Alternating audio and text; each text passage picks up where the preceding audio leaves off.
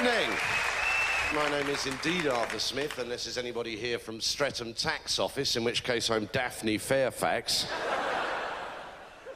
Why is it, I wonder, why is it your scrotum looks 80 years older than the rest of your body? Actually, tragically, it doesn't in my case. They look exactly the same. Now, is anybody planning to have sex this evening? I can recommend it because it's very good for you. You know, they say a good bit of sex is equivalent of walking 10 miles, which means that some couples do up to 70,000 miles in a lifetime, and other individuals walk alone even further. But I'm trying to keep fit in other ways too at the moment. I've got these parallel bars at home. What I do is I run at them and try and buy a drink from both of them.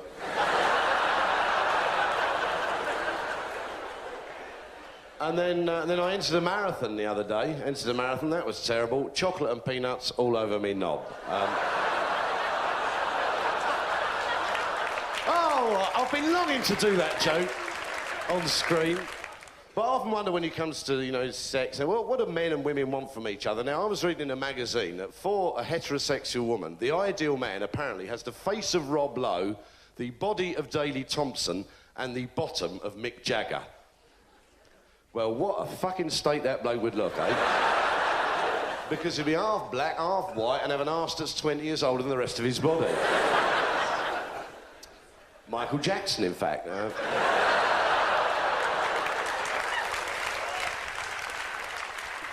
You know, what is it that men want from women? I was talking to this bloke the other day. He said, I saw this bird the other day. He said, I saw this bird, bloody lovely, legs up to here, legs up to her armpits.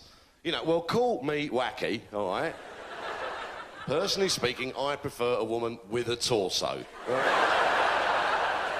You know, if the arms go straight into the legs, I just don't know what I'm doing, you know? I've just got absolutely no idea where I'm going. To me, it's a great tragedy when you think about sex. I look around this audience, I reckon, I don't know, 80% of this audience have never had sex under a Labour administration.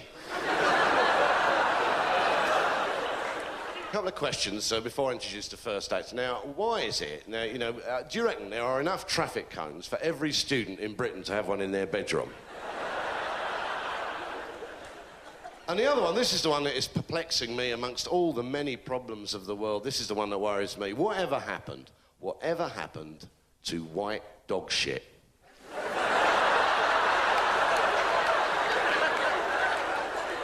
Yeah, you see, you're thinking that now, aren't you? Because there always used to be white dog shit, didn't there?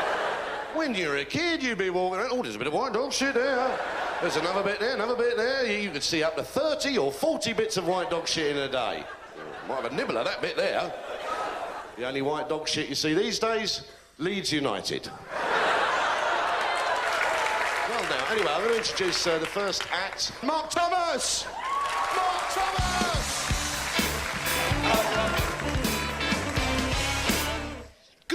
Good news. From now on in, there's going to be a whole fucking bucket load of swearing. That's the good news from me. Fucking bundles of it. Because I fucking love swearing. And I think it's really clever as well. Okay? I think it's really fucking intelligent. Because if you look at what we are, all we are is carbon and calcium and H2O. We're just chemical vessels. That's all we are. Vessels of stupidity, greed, inanity, jealousy, envy, lust. But why bother with all of that when you've got a word like wanker? Why bother? Beautiful word. I love swearing because my family swore more than anyone else I know in the world. It's completely true.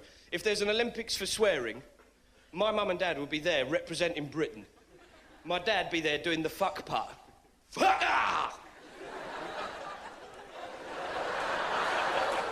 My mum would be there doing the gymnastics. Arsehole bastard, she's arsehole fuck, arsehole bastard, shit fuck. Whoop. My nan swore more than anyone else in the world, my nan, right? And she was deaf. Right, so someone would leave the room and you just hear, he's a bit of a shit gobbler, isn't he? And we're standing on the doorstep. Thanks for coming, Doctor. Really appreciate that, man. It's really kind of you. Cold fingers, no wonder a fucking spasm. She didn't. She's fine, she's fine. I knew every single swear word when I was 7. Didn't know what they meant, but I knew them. When I was 7, I actually knew the phrase muff diver. It's completely true, because my dad used it before a 7-year-old at the breakfast table. And his exact words were, son, never go muff diving before your breakfast. You get all the ears, yeah.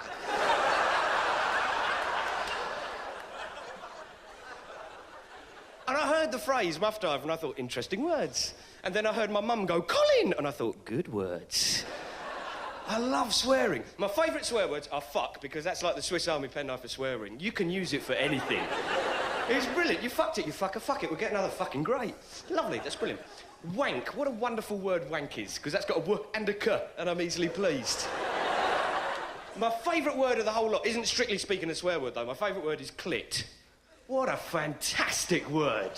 And I love the accordion version of clitoris. It's just clitoris. Just say the word clitoris. Just saying it encourages cunnilingus and clitoris. Just go down and say it, all right? Say it 400 times really quick, OK?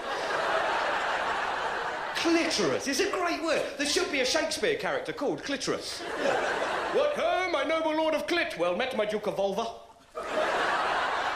Fantastic word, clitoris. We've had the Montego, we've had the Capri. I want the clitoris. That's what I want. A small car, good on petrol, easy to park, bit of a fucker to find once you've left it. That's what I'm looking for. Did you know they invented this thing called the dental dam, right, for safe oral sex between heterosexuals? And what it is, it's a piece of latex, and it goes over a woman's genitals, right, for safe oral sex. We call it the picnic cloth in our house. It's very sweet. And... why not, I say. But they don't know if you can get the HIV virus from oral sex. I don't know if you can get the HIV virus from oral sex. If you can, I just hope the virus, you know, if it wants to actually connect, is fucking quick. It would have to be. Because some boys are like, done it. Your turn now. And boys get reticent sometimes about going down because sometimes when you can go down, you can be right there. You can be right on the bingo button, the fleshy pearl of joy. You're just there on the magic spot. And suddenly you get images of your family cropping up in your subconscious. So you're down there and suddenly your mum and dad appear. Get your elbows off the table while you're eating. Ah! Don't slurp, don't use your fingers. If I have kids, I'm going to be there at the dinner table. Just lick that fucking plate. Come on, lick it. Lick the plate, give me the butter dish. Something furry, kiwi fruit, see? Not frightening, that's good, isn't it?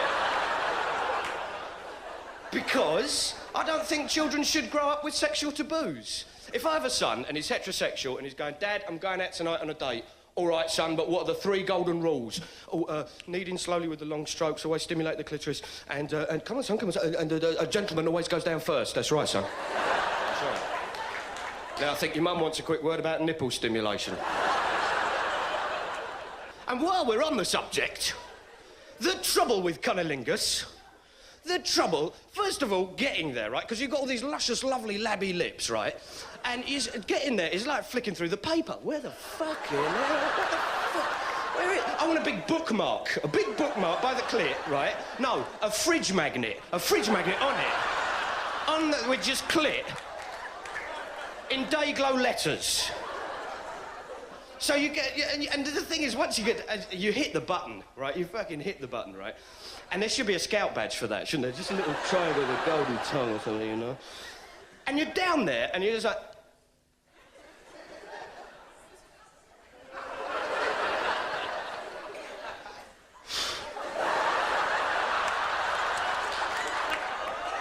and your tongue's not meant to do that much exercise.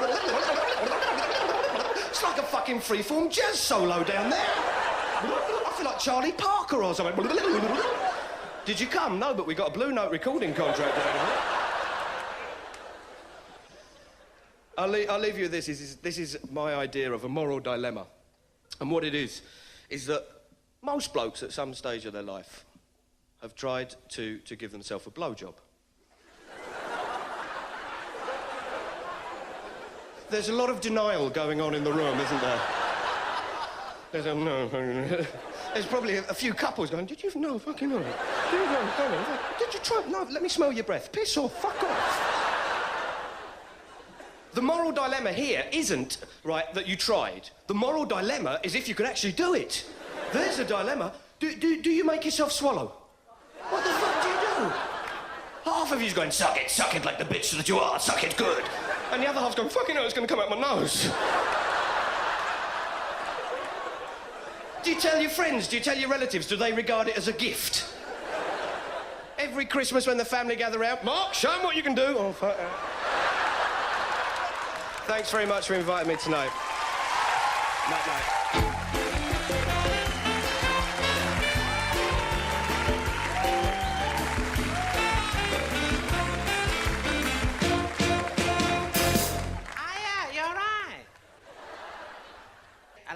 terrible. I'm pregnant.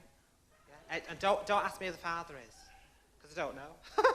No, I'll give you a clue. Right, his jackets are designed by Jean-Michel Jarre, and his shirts, they're by Fettuccine, and he wears Kevin Klein's underpants. Can you tell? It's Jonathan Ross, yeah.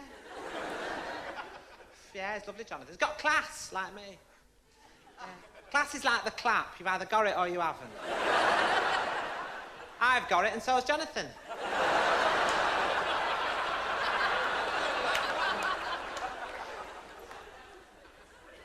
Hey, but listen, lads, if you're trying to seduce a woman, right, just a couple of tips, right?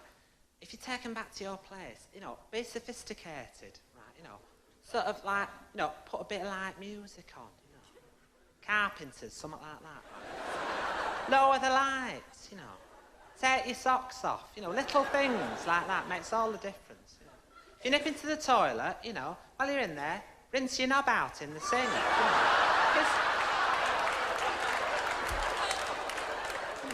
A clean penis might just tip the balance, do you know what I mean? Hey, oh, God. Hey, do you know what I think it's absolutely gorgeous? I think he's fucking gorgeous. Right. Patrick Swayze. I've seen Dirty Dancing 25 times. Oh, it's fantastic. The bloke round our way is just like Patrick Swayze, yeah. Wears an orthopaedic shoe, works in John Menzies. Oh, honest to God, he's lovely. It's really nice. That imaginative lover, you know, it's really nice. He'll give me a choice, you know. He'll say, you know, Pauline, you know, do you want me to make love to you? You know, or do you just want to suck us off? Do you know what I mean? Variety. No, it's nice. Do you know I can't fucking stand Sinead O'Connor? Honest, gosh, right miserable cow, isn't she? I reckon she'd get her on Generation Game, you know. And then they'd have to say, hey, come on, Sinead, give us a twirl. She'd go, no, I don't want to. Sinead O'Connor, nothing compares to you. Kojak does, doesn't he? I've had him. Yeah. I was on top. I said, hey, look, I'm on telly.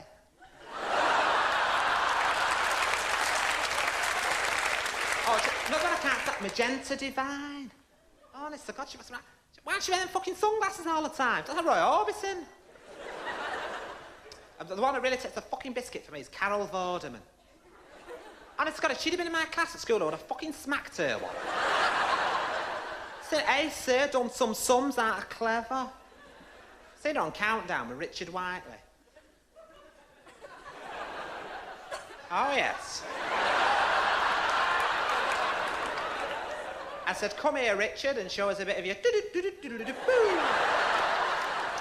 He wasn't talking about vowels and consonants in Hatfield Travelodge, I tell you that. Oh, yes.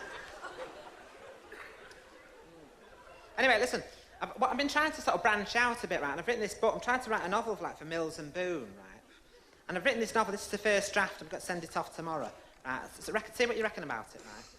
It's called Stallion Heart by Paulette Vache. That's my pen name, see? Vache, that's French for cow, right? Don't know what calf is. Probably Petit Vache, something like that. Anyway. Her name was Polly Lamb. She was small and petite, a size 8, but with a full bosom where weary travellers would oft rest their weary heads. She was the barmaid at the Old Traveller's Lodge up near Hatfield. One day, a tall, dark stranger rode into the courtyard and alighted from a black stallion. He seemed to dance across the cobbles. It was a daring dance, a delicious dance, a dirty dance. She took his coat and looked inside at the label. It said Lord Patrick of Swayze.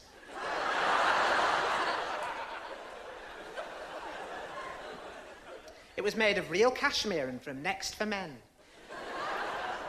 Without further ado, she took him to her bedchamber, reached inside his roughshod breeches, and there discovered his stallion-like manhood. Within 40 minutes and 5, he had shot his load thricefold.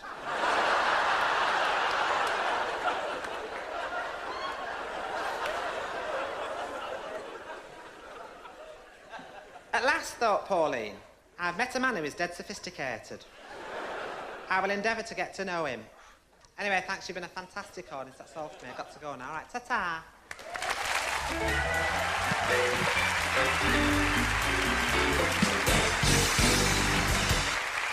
Thank you very much. Well, one approaches the subject of filth in a climate of backlash, really, because the right are very much trying to undo the damage done by the permissive 60s. And I have to say, I can remember the 60s, and they weren't that permissive. I mean, apart from being allowed to stay up for High Chaparral on a Monday night, that was about it. But John Patton, your man education, Eraserhead, you know, he just looks physically sick when he has to say the words sex education, doesn't he? And he was appalled by that nurse in Leeds. This poor nurse in Leeds had to explain blowjobs and Mars bar parties to some 10-year-olds. And somebody suggested that when the boy asked her, Miss, what is a blowjob, she should have taken the boy to one side and explained to him, but you can't give that one boy that power of being the one kid who knows what it is. All the other kids would have been around him at play. Oh, go on, Cole, what is it? I'm not telling you. Oh, go on, what is it? I'll tell you if you suck me knob. And the Mars bar parties thing foxed me. I mean, I know about, you know, Marian Faithfull, apocryphal story. I mean, obviously the origin of the use of combining food with cunnilingus is that for a lot of women, the only way they can get their man to do it is to put his dinner up there. You know. He comes home reeling drunk, missed his dinner, and there's an angry note on the table in the kitchen, dinner's in me. And she's spread out on the table. I just wouldn't have thought Mars bars would go, really. I'd have thought maybe some steamed vegetables or a salad, possibly. But Mars bar parties, I was a bit worried. I mean, I think guests are entitled to a plate, surely. Call me old-fashioned. And, I mean... And do you have to, if you go to a Mars bar party, you have to have a Mars bar? You can't have a Twix or some crudité or something? But the nurse said she was very careful to explain this within the context of a loving relationship. But you don't do things like that within the context of a loving relationship. You go to IKEA within the context of a loving relationship. You do things with Mars bars in the context of a brief fling with some mad, dirty bastard that you have to break up with because they're doing your head in. And I was a bit perturbed by the front page of the Sunday Mirror this morning about sweetie-flavoured condoms for the under-16s. Because when I was under 16, sex with a condom was sex with a condom. Nobody else was involved. It was a very intimate, private Protestant experience, you know? But they're very worried, the Tories. They want to protect the young, and that's why they wouldn't reduce the age of consent for homosexual men from 21 down to 16. They kept it at 18 because they think that young men need to be protected from buggery, or at the very least, paid for it. You know? And of course, HIV has done nothing for, you know, for gays in terms of public relations. A lot of prejudice has been stirred up by HIV and life insurance. People with HIV cannot get life insurance. The people who most need life insurance can't get it, nor can people who might get HIV, who know what it stands for, or anybody who might do something which no insurance salesman would ever dream of doing. And I tried to get life insurance, and this little Herbert was sitting there and he said, oh, I hope you don't mind me asking, Mr. Hardy, but have you ever had homosexual relations? I said, well, there was a cousin we used to wonder about, but I couldn't swear to it. Maybe he joined up to learn a trade, I don't know. Anyway, thank you very much. Cheers, good night.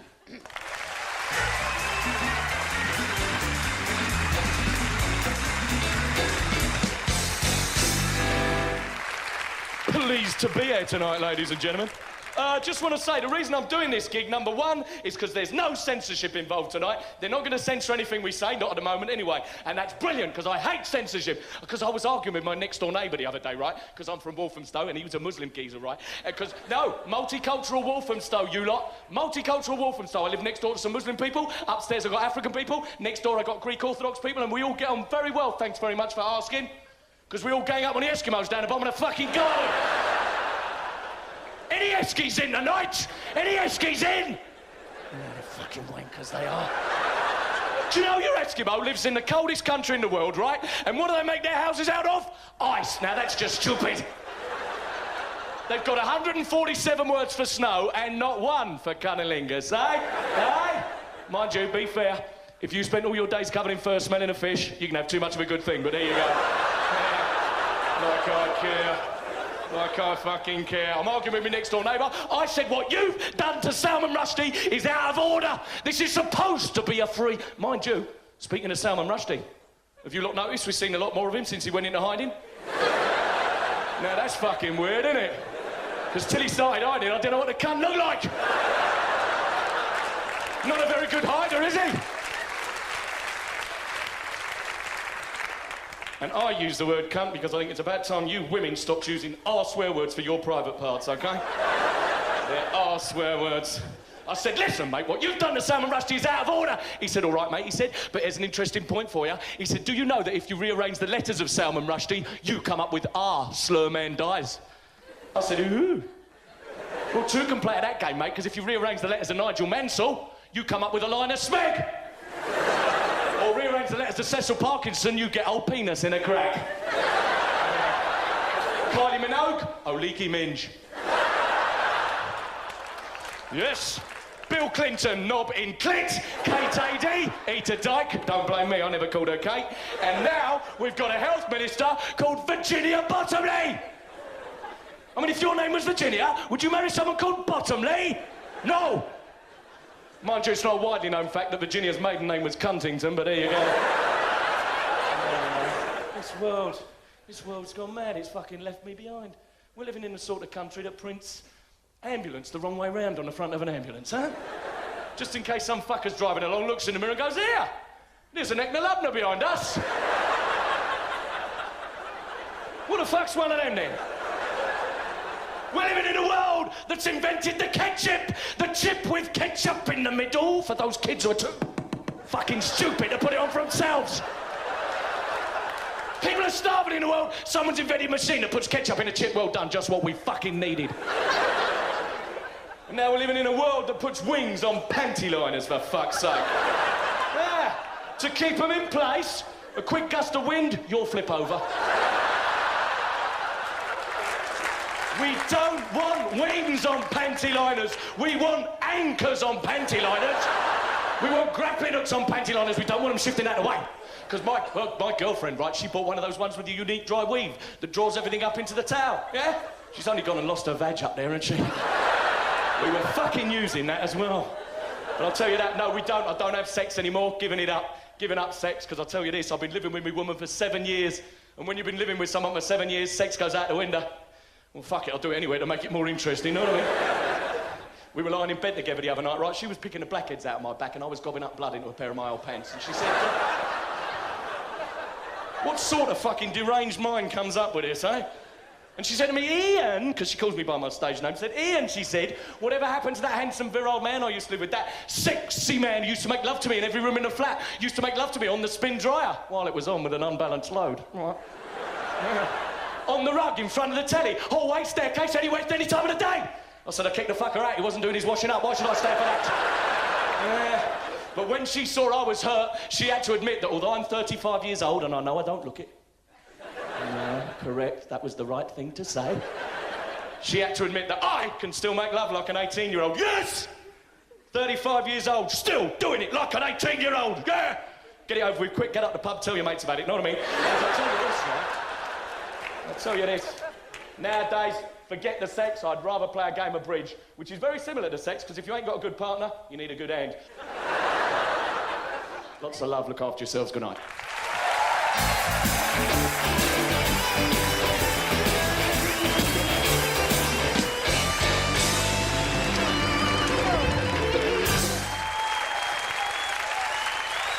Thank you very much. Thanks. Now, did you know that there's as much fibre in one bowl of all bran as there is in 9 slices of bread? I'll have the 9 slices of bread then, please.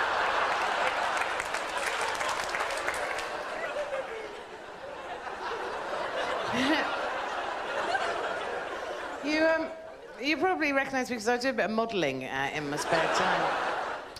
But I haven't quite achieved supermodel status yet. And I can't really understand what's the difference between a model and a supermodel. And the only way I can think of to compare it is like, you know, regular Tampax and super Tampax, really.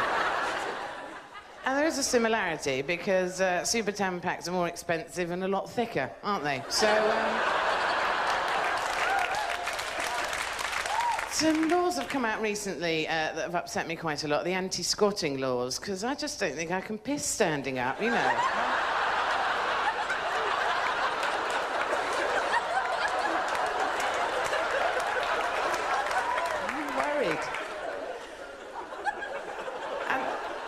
don't know. I don't know if many of the acts seem nervous to you. A lot of us are absolutely shitting ourselves before we come on, you know, and lots of people go through strange little rituals, and what a lot of people do is they lie down on the floor in their dressing room. And I tried that, missed the show, couldn't fucking get up.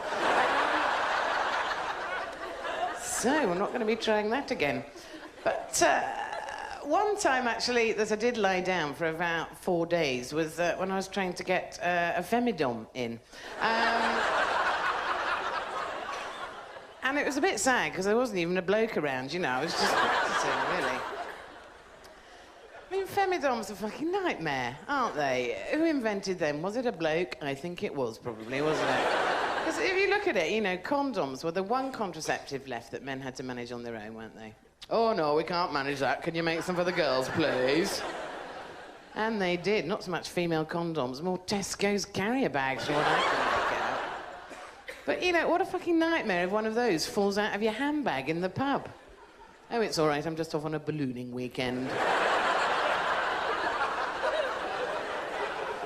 And, you know, ecologically, bad idea. Let's face it, Epping Forest is going to look like a jellyfish graveyard, isn't it? It's going to be horrid. And, you know, I read all these articles about them, and nowhere does it actually really tell you how to put them in when you're reading about them. I mean, I assumed you had to use one of those big, long wooden poles, you know, that teacher used to shut the top window with at primary school. Do you remember those? With the old hook on the end for safety, yeah. But, you know, I am going to really try them properly, but I'm not going to tell the next bloke that I sleep with that they're for women. No. New standard male European size, that's what I'm going to say. Oh, dear. Bit of a tiny one down there, darling. And a bit of bad news for women. Apparently, some judges said recently there's no such thing as PMT. Fuck, no more shoplifting for us then, girls.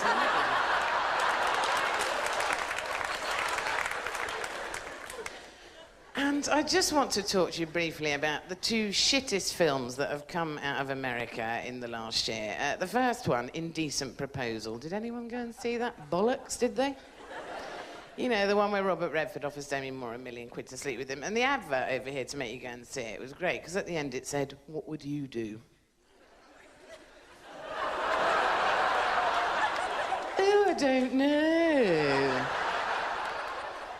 I'd shag him for a fucking tenner, that's what I'd do.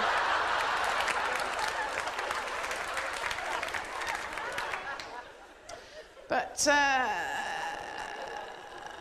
the one, actually, that I thought was the worst, really, was that one, Boxing Helena, you know. Oh, dearie me.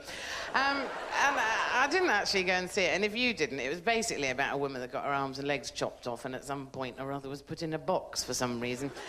And, you know, I was thinking to myself, well, what if she's in this box and she has a particularly heavy period? Or a dodgy curry the night before, you know. You're great. You're all going, ugh, about periods and diarrhea. I'm actually talking about a woman in a fucking box with her arms and legs chopped off. But you didn't go, about that, did you? You thought, oh, that sounds quite good. We rather like that.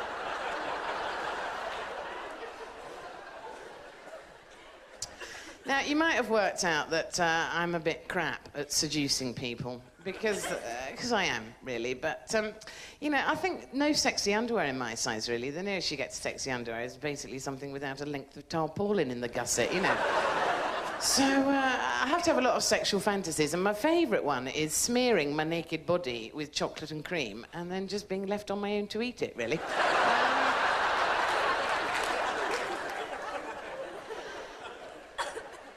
And you see, on the very rare occasions that I do actually get a bloke in a room on his own, just seems too good an opportunity to miss, just to punch him in the fucking gob, quite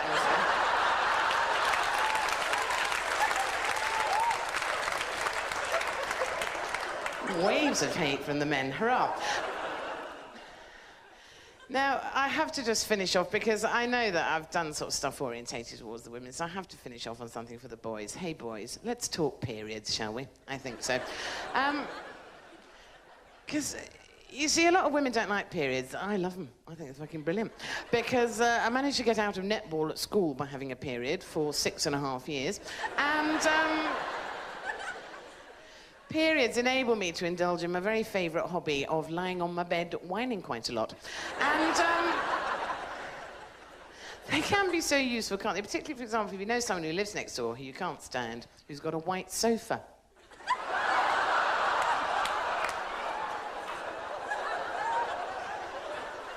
Even better if it's from World of Leather, because,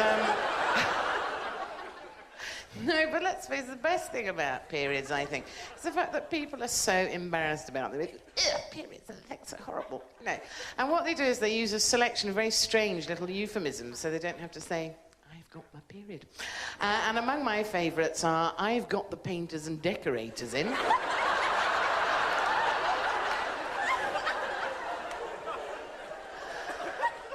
Arsenal are playing at home. But I have to say, actually, that my own particular favourite is there's a vast amount of blood squirting out of my cunt, Vicar. So, there you go. Have to finish on that. Thanks very much. Good night.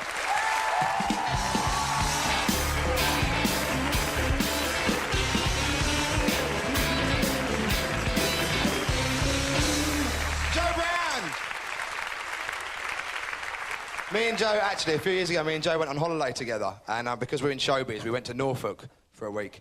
And we went to this town. I don't know if you've been to Norfolk. Anyone? Yeah? Do you know there's a place called Wells next to the sea? Do you know that? We went there. It's nowhere near the fucking sea, is it? Is that like a Norfolk joke or something? Wells nowhere near the fucking sea. It should be cool. And we went there, and it was one of these old communities, you know, where people are very proud because they still leave their doors open, which was great for us because we burgled 3 houses while we were there. But we were there, and like small town, and sometimes small towns have small town attitudes, and I didn't have a good time while I was there. And I remember one night we went into a pub together, and I walked in first, and there was a young girl there, like a 12-year-old girl, I suppose. Or is that about 12? She's about 10, this girl. And she was stood there in this pub with her mum, who was the landlady of the pub. And I walked in, this little girl was just so shocked, and she went, Mum, look, Mum, it's Elvis. Mum, look, it's Elvis. And I'm thinking, oh, for Christ's sake, you know. But I turned around and it was. He lives there. It's a strange thing. But a beautiful thing happened while we were there. It's the only good thing that happened while we were there. I was walking home at closing time, which was about 8:30, and there was a young bloke outside the pub. There was a young girl outside the pub who was about, I don't know, 15, and she was sort of leaning against the wall, and what I assume was her boyfriend. Definitely her brother, but what I assume was her boyfriend, and he was sort of leaning over and chatting her up, and she was sort of being chatted up. And he said one of the most beautiful things I've ever heard. He said to her, I don't want to make love to you. I want to go and get a kebab. And it just... One thing I forgot to mention earlier, actually, that's very important, just not a safety announcement, but a legal requirement. There are signs up as you enter the building saying anyone caught using or selling illegal drugs will be dealt with by the management. And it's important, not just from the legal side, but I don't know if you know, last year, 12 young people lost their lives due to ecstasy, which I don't know about you, but to me, that sounds like quite a nice way to go, given the choice, that's all I'm saying. Given the choice, you know. Cancer, ecstasy, you know, just all I'm saying, given the choice there. Says anyone caught using or selling illegal drugs will be dealt with by the management, and underneath it says just say no. Vitally important, always remember that. Whenever the management come up to you and say, are you using or selling illegal drugs? Just say no, that keeps them happy, you know, that's I expect some of you recognise me, actually. I should have mentioned it when I first came on at the beginning. Some of you probably seen me on TV from Top of the Pops, when I used to do Top of the Pops. Remember, I used to work for, you know, Bruno Brooks, when Bruno was on it, I used to work for Bruno. When he'd introduced the acts, I was the bloke that stood behind Bruno going...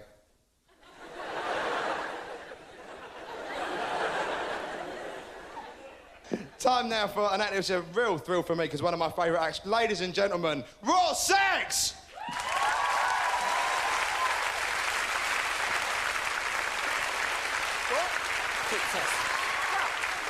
All right, hang on. What?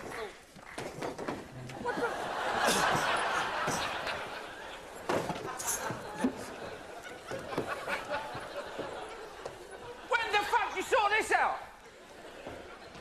Bloody hell!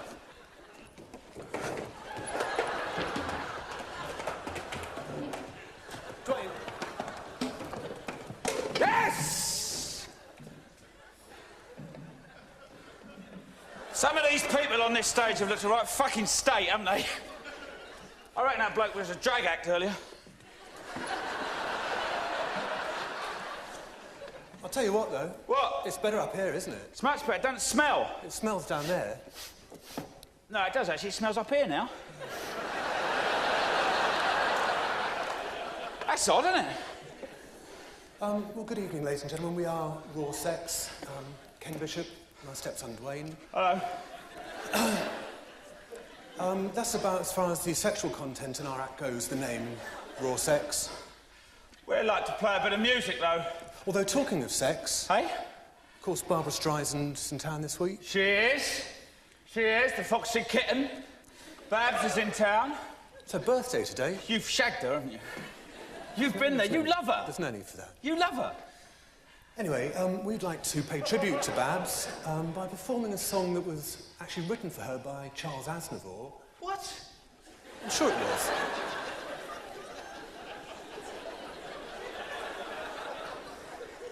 I'm not going to sing it in French. No. No. And this, of course, is She.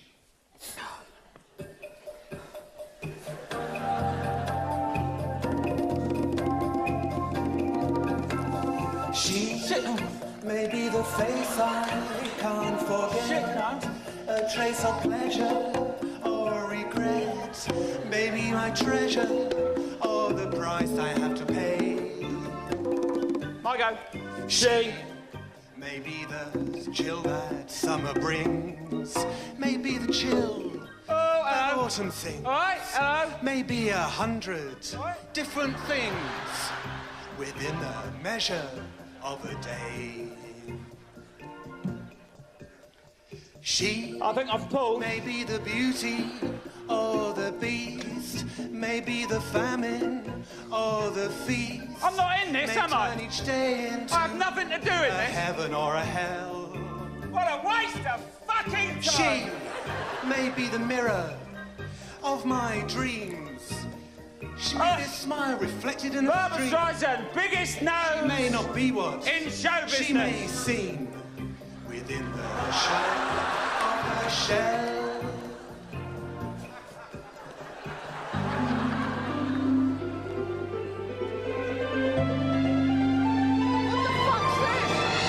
She who always seems so happy in a crowd. When did you do this? His eyes can be so private and so proud. No one's allowed to see them when she cries. Talking about Barbara, she may be the love that cannot hope to last. She may come to me like shadows from the past that I'm going to remember till the day I die. Ladies and gentlemen, please welcome the legendary Eduardo.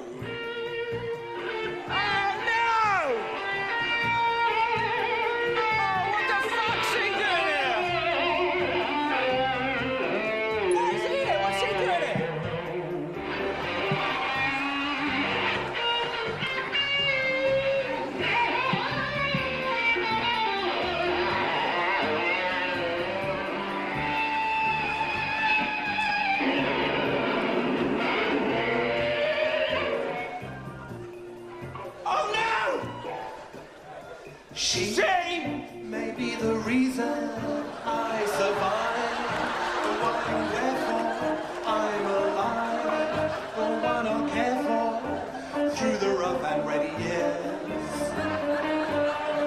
Me, I'll take her laughter and her tears and make them all my souvenirs. There she goes. I will be the meaning of my life is she. Babs. Babs. Babs. Babs. Babs. Eddie, sell me face, mate. Come on. Come on.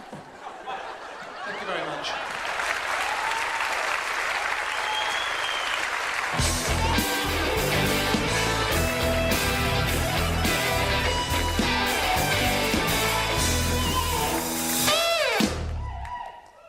Thank you very much. Has anybody mentioned shagging so far? Is it... Actually, that was weird. That bloke had the vasectomy under hypnosis, wasn't it? Very weird. Paul McKenna's going too far, as far as I'm concerned. Don't you think? And I like these condoms. I must tell you, like, there's a piece of advice, basically. If men don't like wearing contraceptives, get ribbed condoms, because they're the best. Because you can wear them inside out, can't you, fellas? It's a very good idea, that. You know, your girlfriend's going, I can't feel a thing. You know, I can. These are brilliant. You bastard, that's inside out. Piss off, I bought them. It's my pound in the slot, your pound, your side, my pound, my side. Actually, they do this a lot in London, don't they? You've got to call every cyclist you see a wanker. That's a weird thing, isn't it? And they can't just say wanker, they've got to give you the mime as well. Like, wanker. Because you don't know what one is, you know? Wanker, what? Oh, right, yes. That'll be me you're talking about. He means me. Because you've been doing that all your life. They're just helping you out. Do that. I've been doing this. You're a fool, that's better. Thanks for the tip. I can't wait to get home. That you say. So look, there's a bush shelter there, I'm going to pull over. Because blokes are terrible, they do it all the time to each other. Hey, you what, wanker? I was wondering, do women ever go back? Wanker. Do you? You should do, shouldn't you? When they go like wanker, go, you are, tosser? In your fucking self, mate. Am I doing that right, by the way? It's very difficult, isn't it? No? OK, that. Shout out if you see it.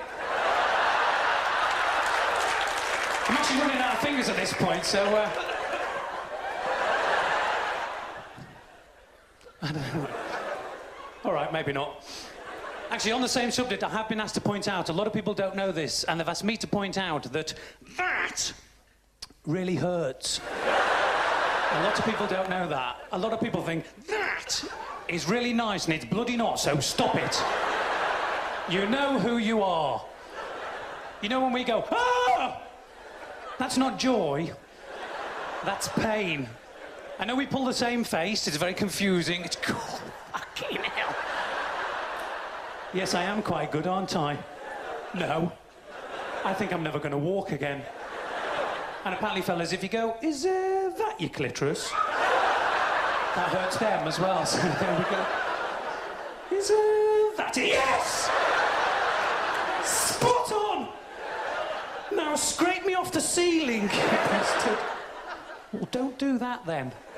It's 1-1. Because I was thinking of going celibate. I had this really horrible experience with sex that actually put me off it for the rest of my life. Have you had that one where you actually see your face as you're having an orgasm? And you just think, never, ever again. You ugly bastard. That wasn't in a mirror, it was in a shop window, which is even worse. It's horrendous. And I actually think that women have a much better time, like, sexually than men. If I said that really quickly, I think I'll get away with it. I do, because, like, women, you've got all the orgasms, haven't you? What? You have. I've read it in Cosmopolitan.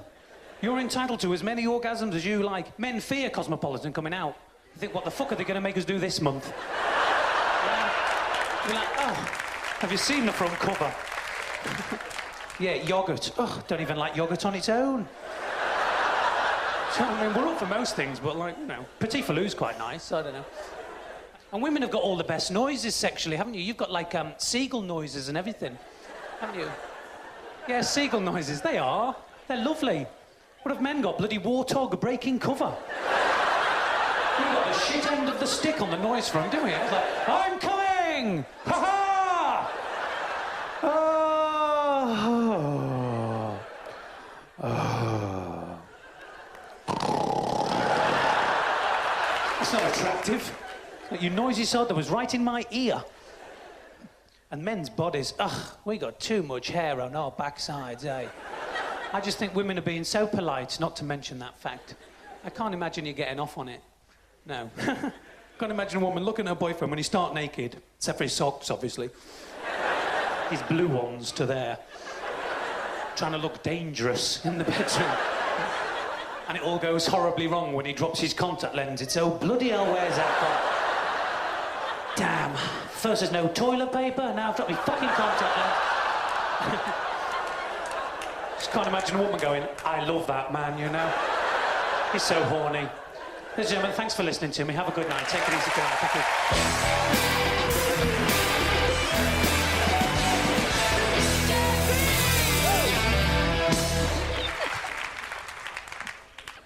I was thinking about like when I first had sex, and because it's an old joke, okay, and it's nice to be into it. And I thought I actually lost my virginity to my next door neighbour, right, when I was about 16. And this is actually very disturbing for me because the memory I have to live with, right, for the rest of my life, is that the man that I lost it to was actually wearing white socks at the time, and a pink Pringle jumper and a shaggy wet perm. Yeah, I think his name is Kevin Keegan or something as well. Fucking... He said, I come from Scotland. Anyone ever been to Musselburgh? Well, I probably shagged you all then. Because there's nothing else to do, is there? It's full of just little strange Scottish people wandering about in string vests, just going, that'll be my tea time. So I thought, all right, fuck it, I've got to get out of Musselburgh. So what I'll do is I'll pass my O-level French, because then you got to go on an exchange trip, which was great, because I got to go to Paris, which is beautiful. And then some poor, sad French person had to come to fucking Musselburgh. She's just wandering about a little stripy top and a cagoule going, Rona, what is there to do? I said, well, you can shag the neighbour if you want, but it's been done. Fucking boring as well. I don't actually like going abroad, though, because every year we make this mistake. Well, I do. You go through this thought process of, I need a holiday, I need to relax, I need to unwind, I need to go away and pay hundreds of pounds to have fucking people stare at me all day. Because you not notice your first day in a different place, people do stare at you, don't they? They stare and stare. You think that some of those families have never seen two drunken lesbians fist fucking on a beach before. Fucking holidays!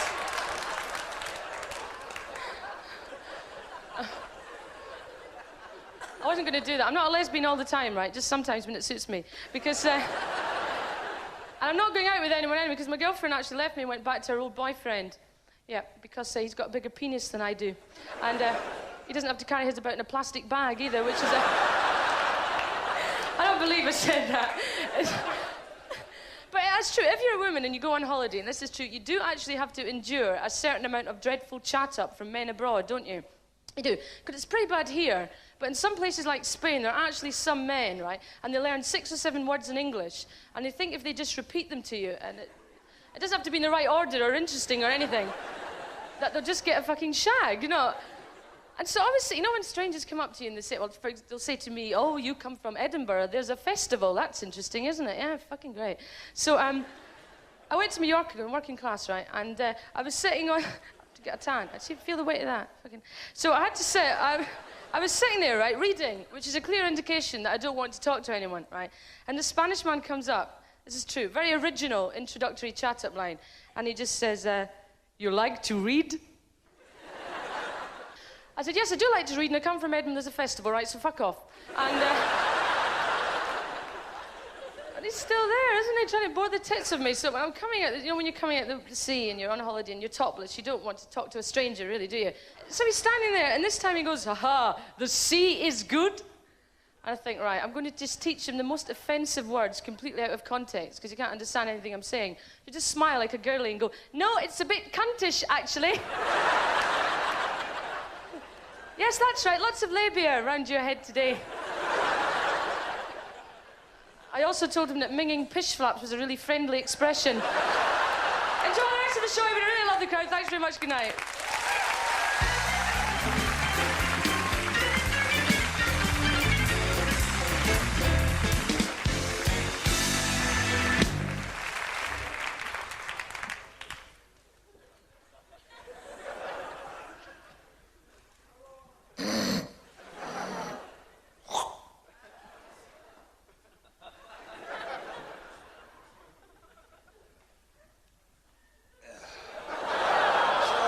It's gone now. Hey, do you know what? I think it's great, this. I think it's really good, like, tonight, you know, for the Terence Higgins Trust. Because right, I'm not prejudiced. I'm not prejudiced, right? I don't care who you are, right? You can be gay, straight, bisexual, homosexual, black, white, I don't care who you are. You know, you give me grief, you get a bit of that, right? You know, I'm not scared to talk about sex. You know, I'll say, cunnilingus.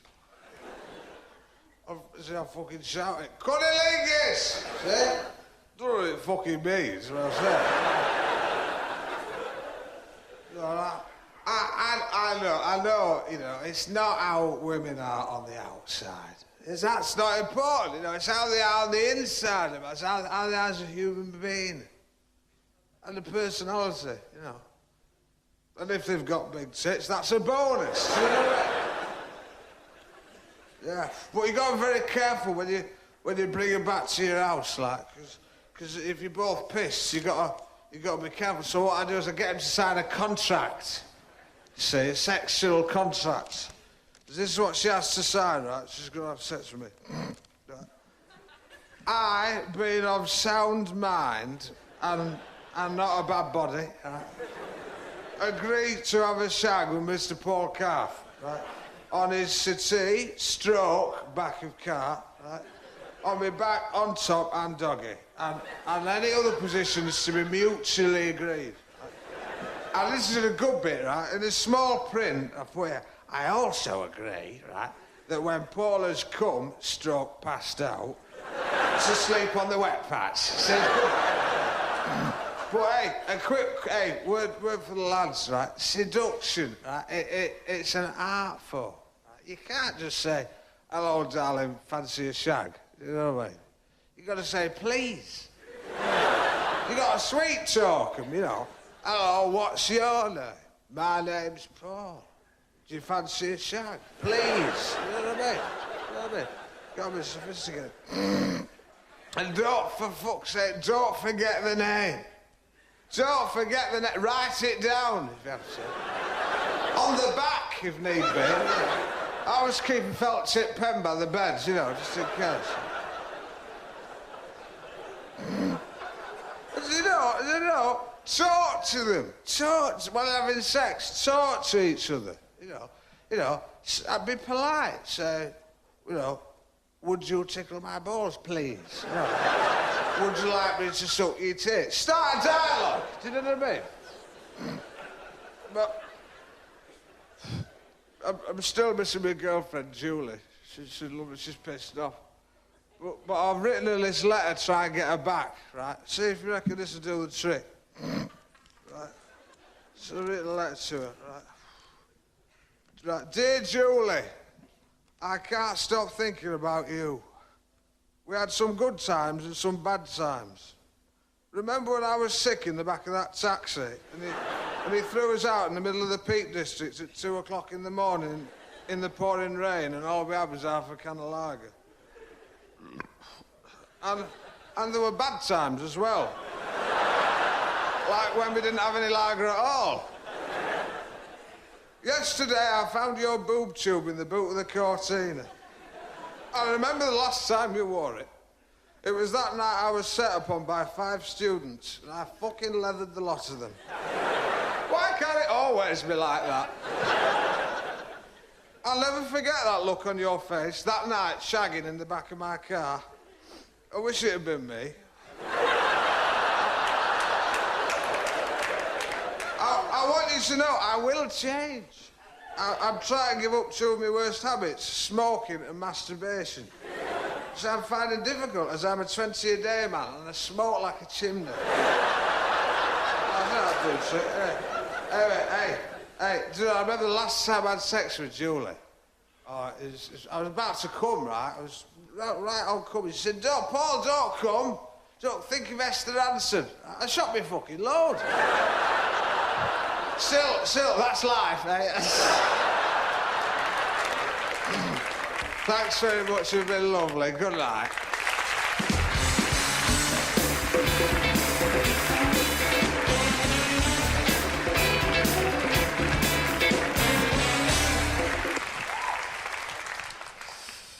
Hi. Don't want this. Yes, start big. Yeah. So, when I... transvestite, yes. But I wear what the fuck I want, right? And, but I get a lot of hassle. You know, it's not all roses being transvestite, you know. I mean, a lot of people go, oh, you transvestites living off the state. Why don't you just go back to Russia, they say. Why? I don't know. Well, jealousy, a lot of people jealous as well. So say, oh, I wish I was a transvestite. I say, well, if you work hard at school, maybe one day. But, you know, human beings, we like to gossip. We really do like to gossip. And this is because we like to feel good about ourselves. And we can do this in 2 ways. One is a more positive way. You can expend energy, make something, achieve something, make something out of clay, perhaps.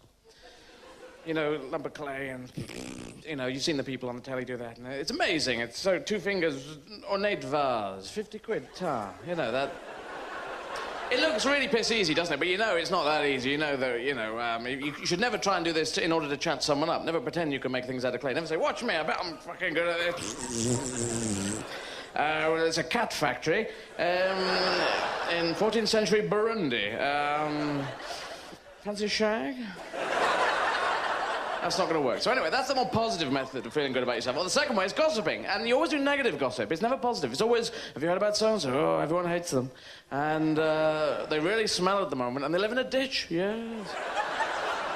This is what we do. So if you're transvestite, people do tend to gossip. And they do car noises about me. That's kind of weird. Go, yeah.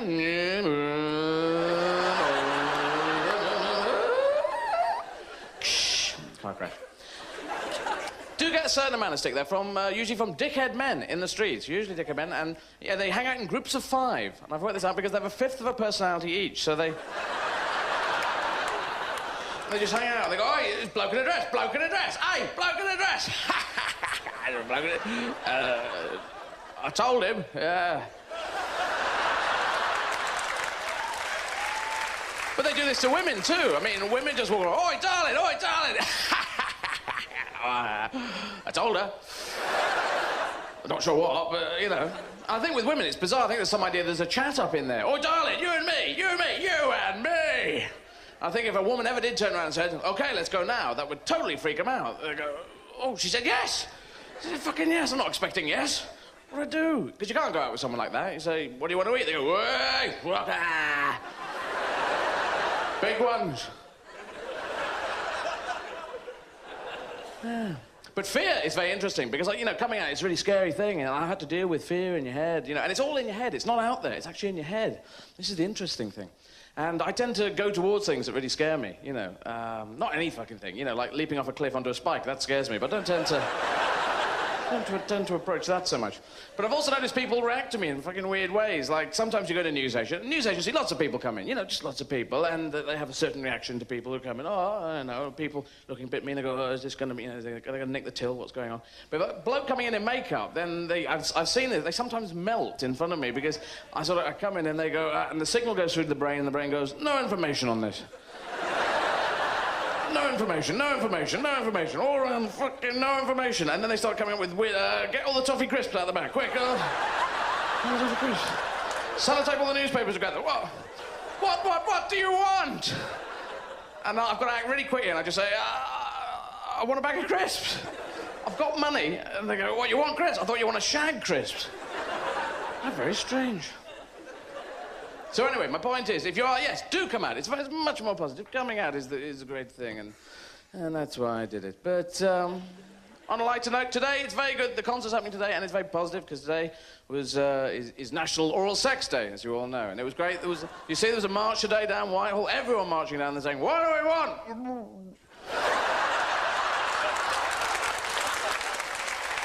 How are we going to get it? That's all from me. Thank you. Good night.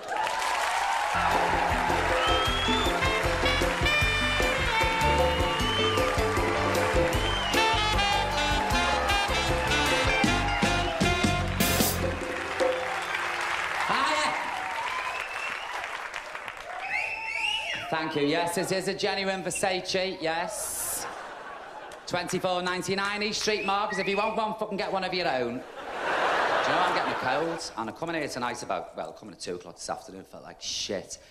And then one of the bands gave me a Beecham's powder, and I feel marvellous. I never knew you chopped them up on a minute and sniffed through a £5 note. I just put my bag down. There's nobody in from Birkenhead, is there?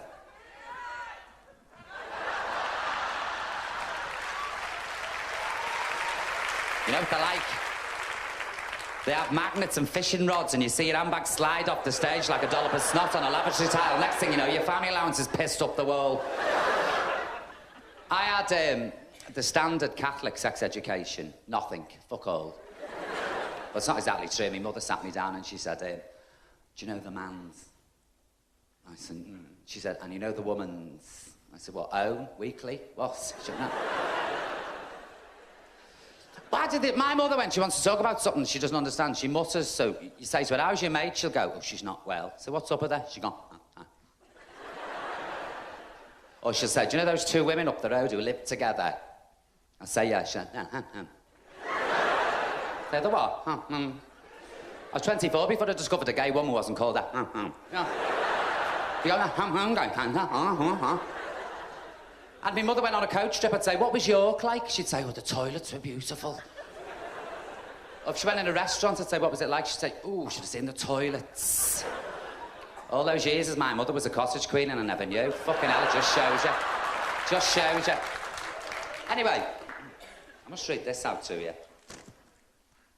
We all got one of these through the post. It's a questionnaire. What is your favourite sexual position? I couldn't fucking believe this. This and the Reader's Digest came on Monday morning. Can you remember the first time you had sex? I can't fucking remember the last, to tell you the truth. Do you spit or do you swallow? What kind of question is that to ask? And what sort of filth is that to say, do you spit? I think oral sex is the most disgusting thing in the world. Men's dicks, them little fat ones full of veins like a pensioner's leg. You think I'm putting one of them in my gob? You got another fucking thing coming. Well, not for less than 50 quid anyway, I'll tell you. It's true.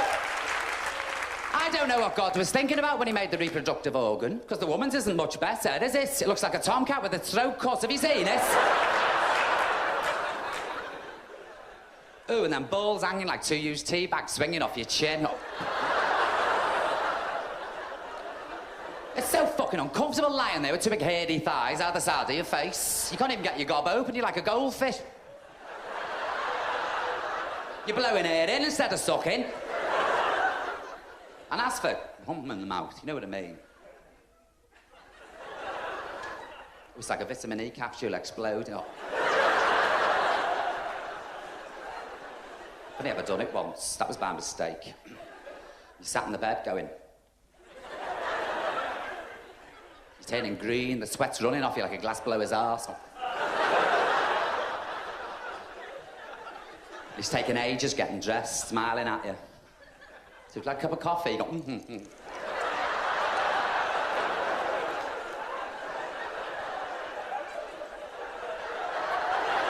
Please, fuck off so I can spit this out. And then they get fruity and want to kiss you again, go, pull the headboard down, get out and walk. Well, that's filthy, I suppose. I'll tell you what it is, fucking filthy. When it's windy and you're walking behind a fella in the street, and it's always fellas who do this, and they go... and it all flies back and it's hanging off the hood of your anorak. Yeah. Or they go... and it hits the wheel of your shopping trolley going round Sainsbury's like a bloody snail leaving tracks. And why do fellas wipe the dicks on the duvet when they've had a shag? That really pisses me off, I tell you. Little crusty bit, I blame the cats. So my cats are on, well, one of them was on each, she's just come off, the other one's come on now, fucking screaming, 5 o'clock in the morning. But yeah, we don't like a shag, but we're not dragging our asses on the coke floor and get to sleep.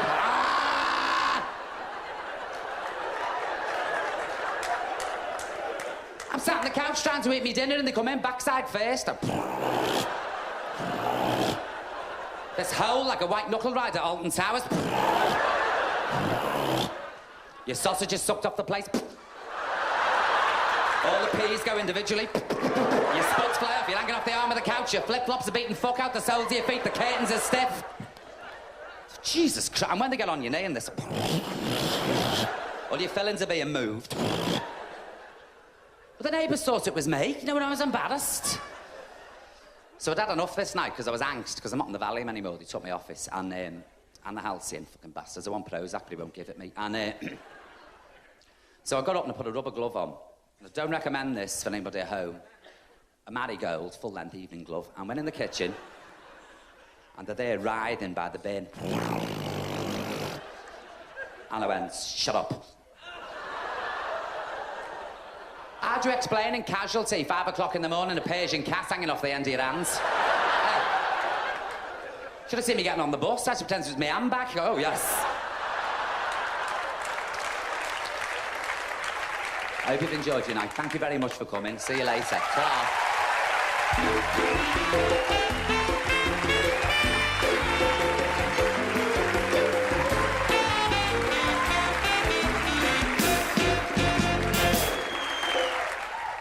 Good evening, I am the Proclaimers. And I would drive 500 miles, and I would drive 500 more to be the bespectacled, four-eyed, myopic piece of shit to fall down and make a penis reference at your door. It's nice to be here tonight. I find it kind of ironic to be invited here tonight to talk to an English crowd about sex. Yeah, kind of like talking to an American crowd about reading, isn't it?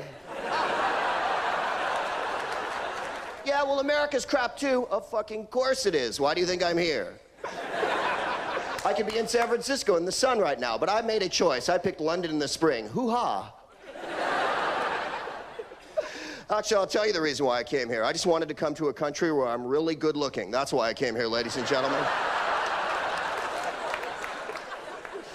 Back home, it's, hey, Buddy Holly, you some kind of dork? And here it's, oh, good God, look at him. He's got all his teeth and his ears are in proportion to his head. What a fox. He's not in the House of Windsor. Nah, sex isn't a priority for you guys. We ought to make an evening about what is a priority, and that would be drinking, ladies and gentlemen. I have never been to a place where people drink this much, man. Y'all drink like someone is gonna take it away from you. I can't believe you're all sitting so quietly, just knowing there's a pub open somewhere now. French people drink to be social. Americans drink to have a good time. British people drink so they can projectile vomit on a statue, you know? So I want to say happy birthday to my wife tonight. It is my wife's birthday. And I'll tell you, I've known her for 10 years. We've been married for 5 years. And she's, oh, you guys. She's 15 now. And, I'm kidding. She's 12. And, she's one of Jerry Lee Lewis's cousins. And,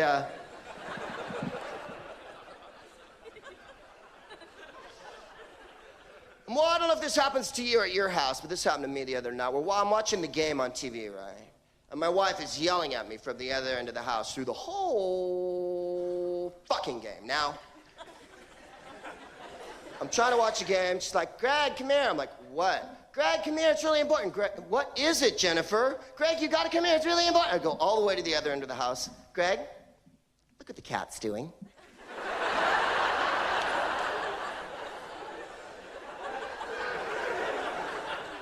I'm like, no, Jennifer, you look what the cat's doing.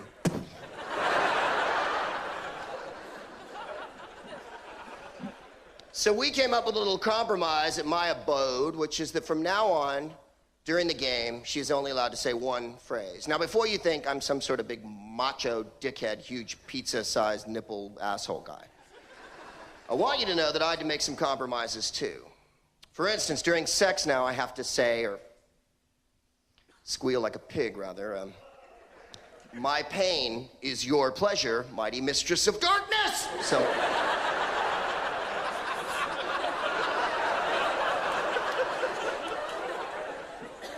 not something I'm overly proud of, but as I say, marriage is based on compromise. So from now on, she is only allowed to say one phrase during that game, and that phrase is, "Here is your sandwich, my well-hung warlord." Thanks a lot, you guys. Peace. Smoke dope.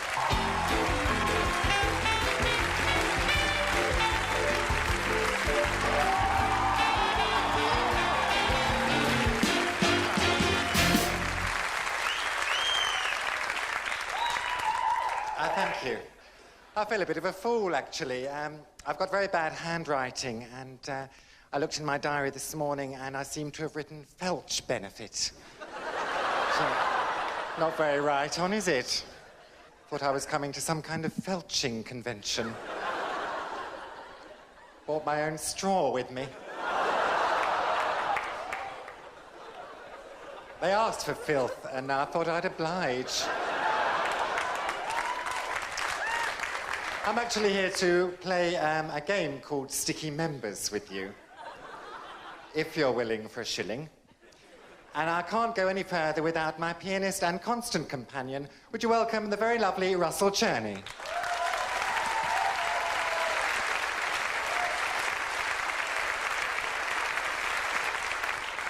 Good evening, Russell. How are you? Oh, well, that's the main thing. And you do, don't you, Russell, remain steadfastly heterosexual? Rock solid. You're not straight at all? I was watching you enjoying Mark Thomas's set, all that talk of cunnilingus. Pop to your instrument now, Russell. Take the weight off your slingbacks, and I will also require glamorous assistant from my very own glamorous assistant, Mr. Hugh Jelly.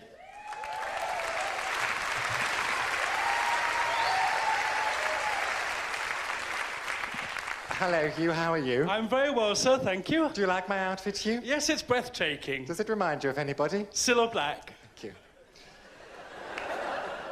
You know how to make a 34-year-old homosexual very happy indeed. And what else will we require, Russell, before we go any further? We'll require an excessively camp backing singer. The very lovely Michael Dalton.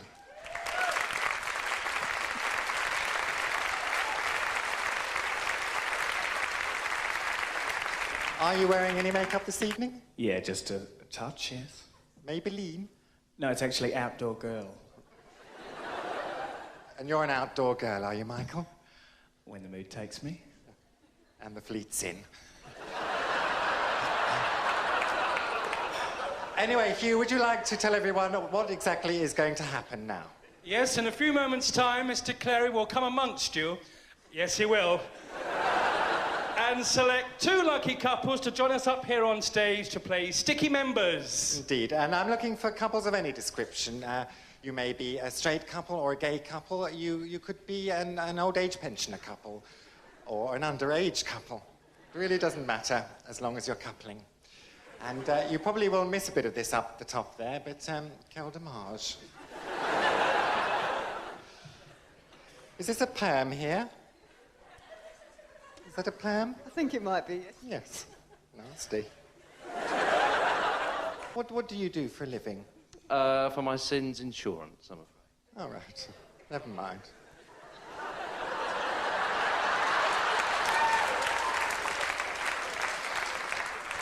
Aha. Hello, what's your name? Karen. Karen, and you're here with? Andy. Andy. What about you two? Because, are you a couple? Fortunately, yes. Would you risk it for a biscuit? Could we have some encouragement for them, do you think, please? Would you like to come with me? Up you get. And you as well.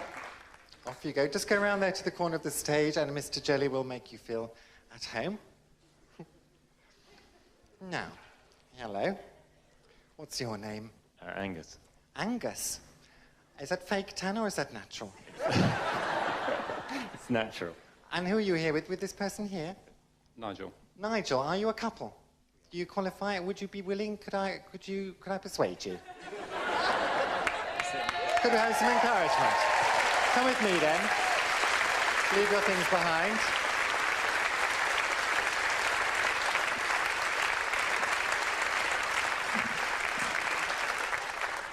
Very tall for your size, aren't you?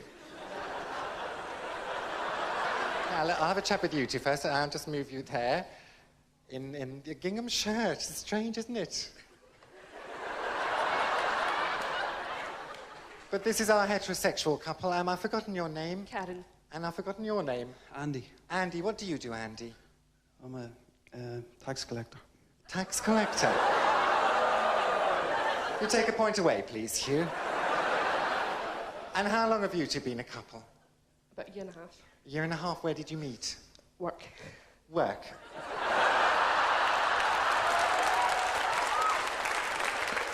Another point away, please, Hugh.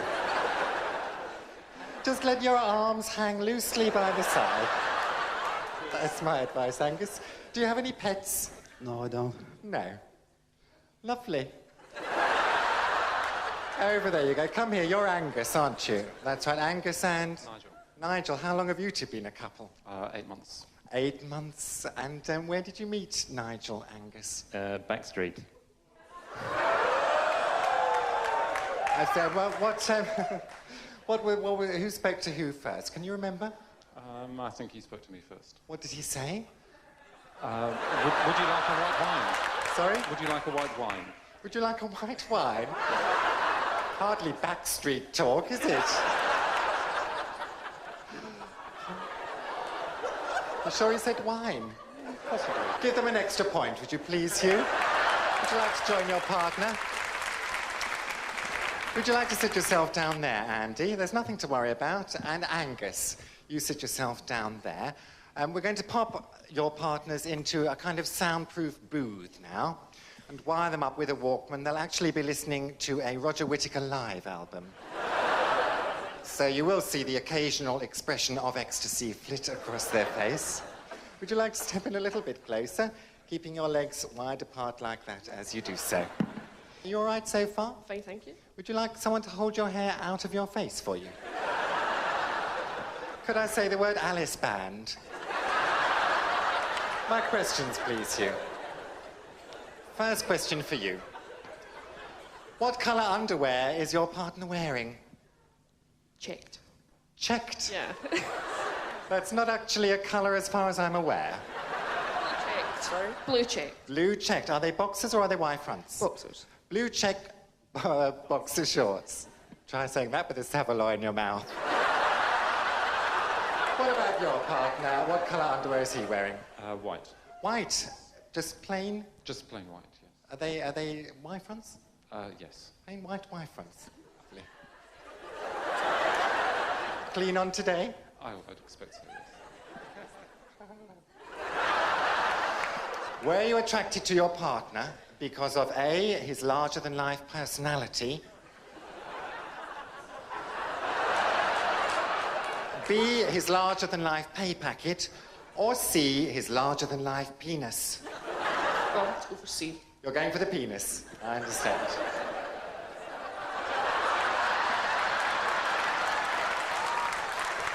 Who'd have thought? Angus, isn't it? Same for you about Angus. Was it the personality you liked, or the pay packet, or just the penis? Oh, definitely the penis. The penis? Okay. Fair enough. Could we release the partners now, please, and we'll compare their answers and see what they have to say.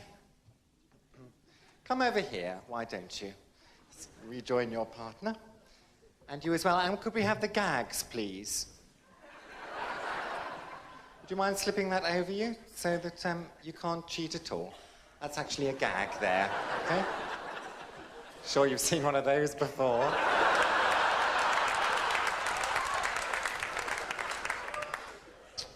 Could you tell me, please, what colour underwear are you wearing this evening?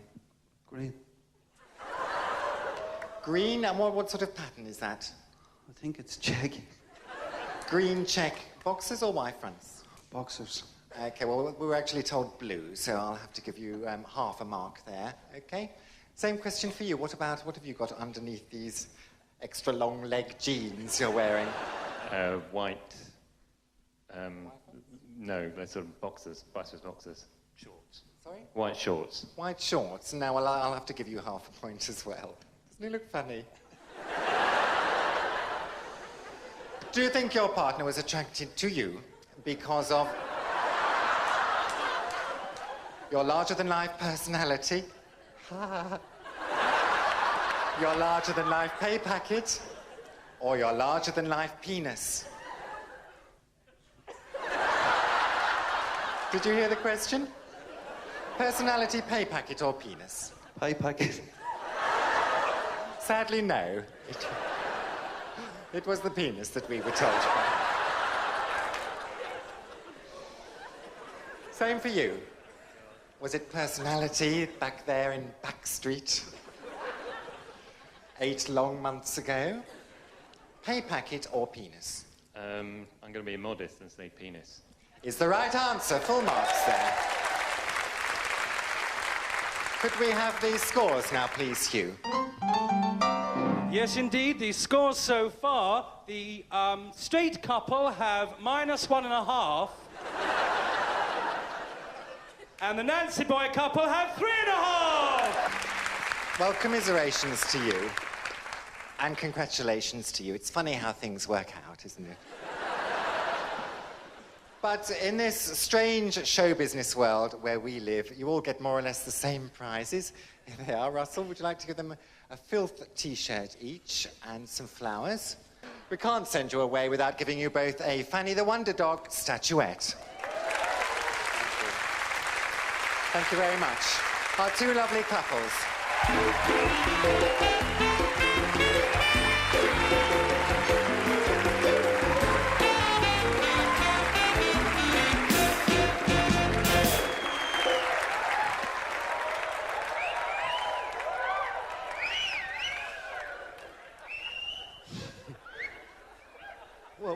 what's the matter? What? No, but it's near the end of the gig, so I've just put my going home gear on now, you see. No, actually, I bought this off of a bloke in Balham Market. He reckoned it was the Turin Shroud. It's kind of quite funny if you wear it inside out and round the wrong way, I'll tell you. But anyway, I've put it on. I've put it on to introduce the last act of the show this evening. I'm very pleased to welcome him on stage, Mr. Ben Elton.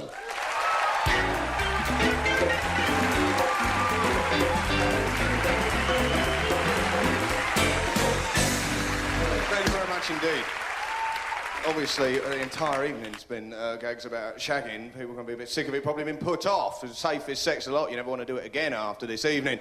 We've all been asked to talk about sex, and I feel slightly that we should have defined what we mean by sex, because it seems to me there are basically two types of sex in the world. There's real sex, which we all do, which is, you know, a bit bony, bit knobbly, bit floppy. And then there's the media sex, where everything's firm and everything's hard, you see. And unfortunately, the sex we do alone, we think that's just us. And we share the media sex with everyone else, and we think, Jesus, that's what everybody else does. Everybody's so good at it. It's like a conspiracy. It's exploitable. People's sexual drives are exploited. Like these telephone sex lines, it cannot work. Exploiting people's loneliness for profit. I mean, be honest, it can't work. If you were hungry, would you ring Pizza Hut and get them to read the menu to you? No, you wouldn't. The whole media is a conspiracy to make us think we're no good at sex. You see sex in the films, it's totally unreal. James Bond, he sticks his arm behind his lover. Does his arm go to sleep? No, it doesn't. Does the skin stick to his lover, so when he tries to move his elbow, he just rips all the skin off her back? Never happens, you see. James Bond never had to fish 6 pubes out the end of his dick, did he? No. Never had to stop and say, look, I'm sorry, I'm going to have to fish them out, love, because it's in danger of scalping me scrotum here. I'm sorry about this. There is an absolute conspiracy to make us feel that we are inadequate. Kim Basinger, did you ever hear her fanny fart? No, not once. 9.5 weeks she was having it off. Jesus, 9.5 minutes would be a triumph for most of us. She was having it off on the ceiling, she was under the floor, she was on the bed behind the kitchen table. Her fanny must have been so wet that Tories must have thought about privatising it. And yet never a squelch. I mean, this woman, most women are wondering whether the G-spot exists. Kim Basinger, she got them all over her body. You only got to tap them on the shoulder, she's having 14 orgasms. And never a sound. Never a sound from the nether regions. She never greeted one of those orgasms with a great, glorious, life-enhancing vaginal raspberry that sent her lover's dick twanging like a Jew's harp. No. But the rest of us, gay or straight, we have to put up with the inadequacies of our bodies.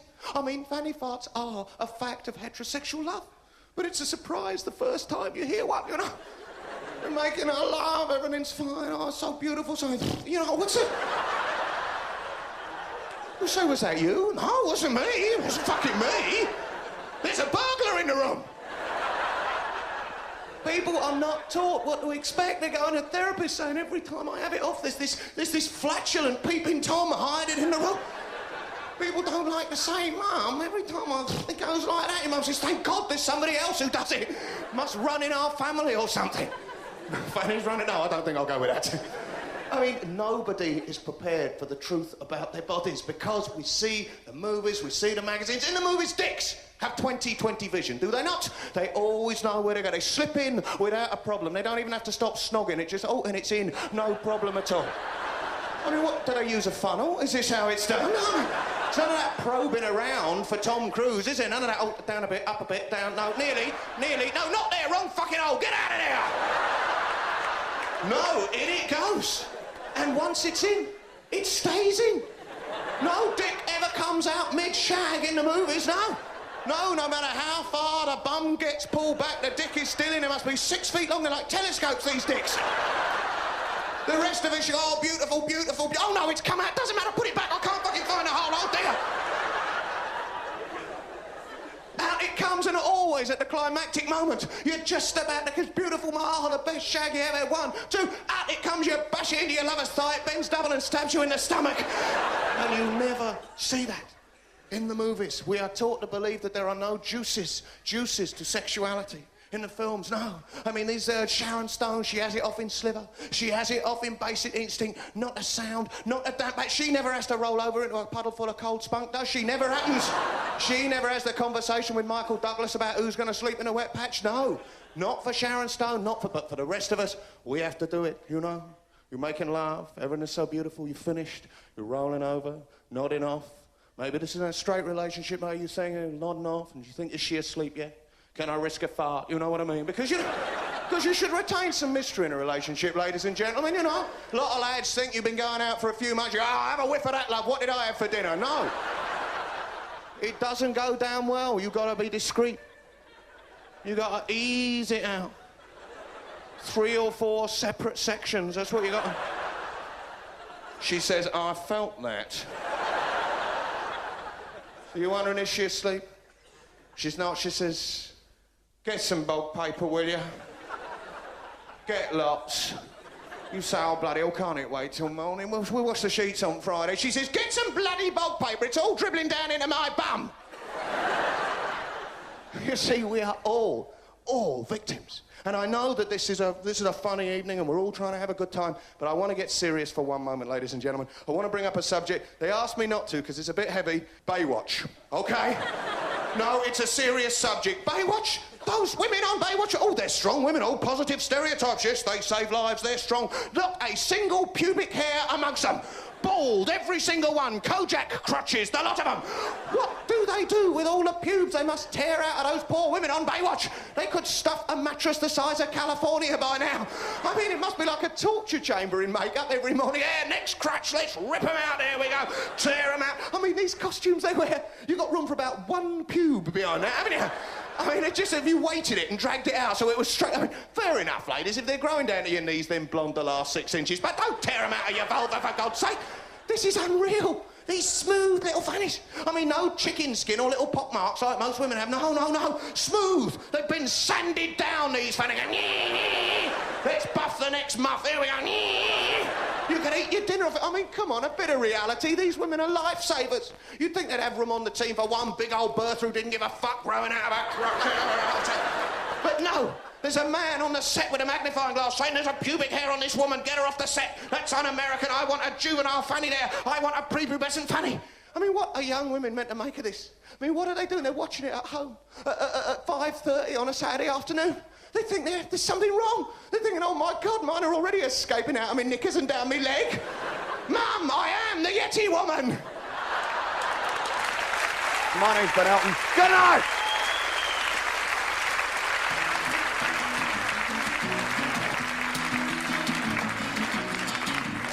What my mummy called it any time I swore. What my mummy called an agent of the law.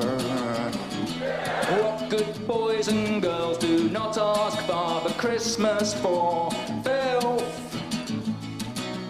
Filth, filth, filth. We're talking about filth, oh yes we are. Filth, filth, filth. We're talking about filth, la la la la la la la.